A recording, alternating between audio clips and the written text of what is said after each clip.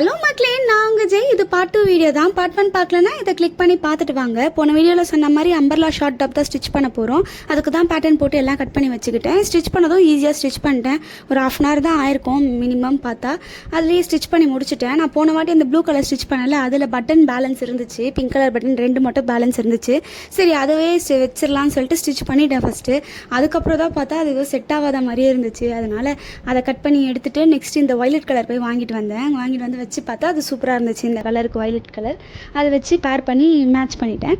இப்போ ஒரு குட்டி சாங்கோட ஃபிட் ஷேக் பார்த்துடலாம்.